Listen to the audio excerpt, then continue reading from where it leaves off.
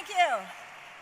What an extraordinary opportunity to have a world parliament of religions, to have people representing religions from all over the world throughout our great tapestry of history here in order to not only support each other, but to support the common mission, that common mission being to live the lives that we are all called to, at the core of the universality of the themes that we all share. But I think also we have the opportunity, being here together, to do the work of religion within ourselves. And one of the great religious principles is to purify your own heart and atone for your own mistakes. So as lovely as it is that at this year's Parliament of World Religions, women's voices are given the power and the privilege that we have at this great gathering, as women, let us just point out, not with anger or with rancor, that the history of religion has not been so good to women.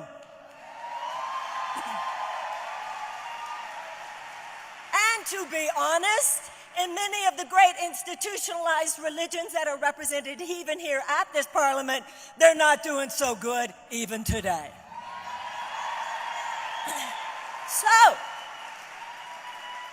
So let's take a moment to atone in our hearts to be honest and be real. Because religion, when it refuses to be honest and refuses to be real, allows itself merely to be co-opted by the very forces we are here to protect human beings from. And that is why many of the female voices rising today in religious fervor, forming a new vortex of priestesshood, are finding ourselves at sometimes working within religious institutions, at other times not welcomed in our true femaleness and practicing our priestesshood elsewhere. Every woman here who is a healer is a priestess. Every woman here who is a teacher or an educator is a priestess. Every woman here who feels in her heart that she was sent by divine mission, the same small voice for God that not only leads the great religious figures to perform their divine mission, but which Mahatma Gandhi said was the leader of the Indian independence movement.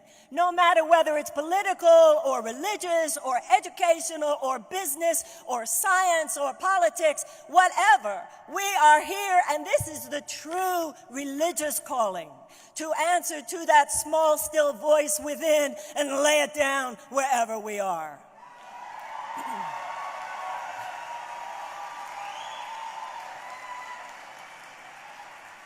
And so the last thing that would serve a world parliament of religions, and the last thing that would serve the women of the world, is for any of us to be too self-congratulatory at this time.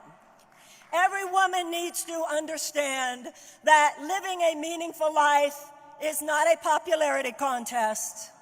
Every religion, every religious leader, every woman needs to understand if what you're saying is always getting applause, you're probably not yet doing the right stuff.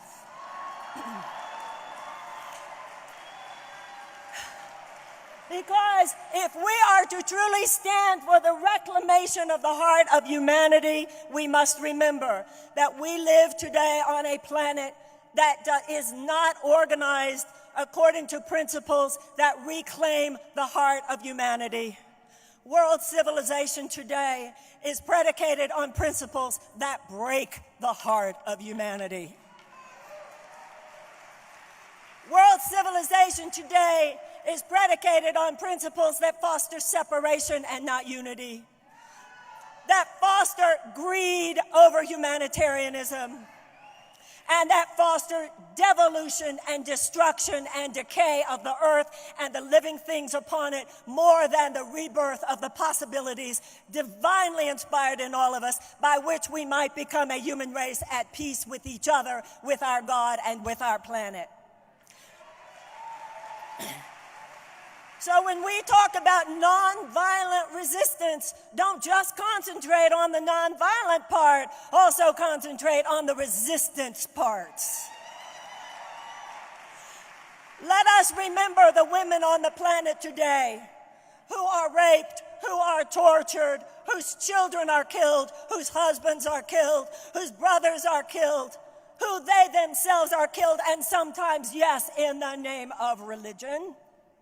Let us not forget that. And let us not forget that to speak in real solidarity with such women, I ask myself, for instance, as an American woman, what if every American woman had laid down on the highways across America and said, no, you will not invade Iraq. No, you will not do that to the women of Iraq. No, you will not do that to their children. No, you will not bomb their homes.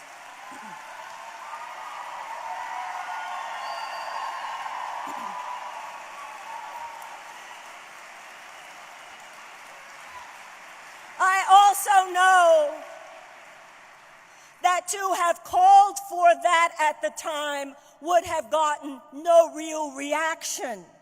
But we, you, I, this is our job. Let us create our societies in whatever area we are. If you're an educator, if you're a healer, if you're a religious leader, if you're whatever you do, let us prepare the ground, fertilize the soil, prepare the listening, so that as women do find their voices and men find their voices, we must remember that passionate, free-thinking women have never been deeply appreciated by the great religions of the world, because passionate, free-thinking women raise passionate, free-thinking children, and passionate, free-thinking children grow up to be passionate, free-thinking adults, and passionate, free-thinking adults are very difficult to manipulate and almost impossible to control.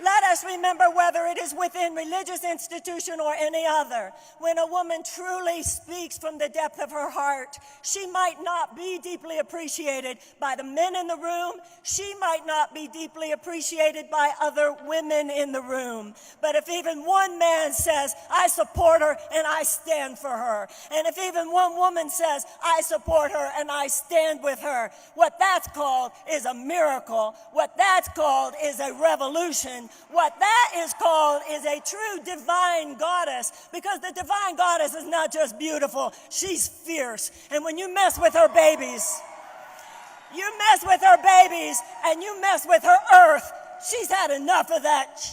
And we're here on her behalf. That stops. You know what to do. Go do it. Thank you very, very, very much.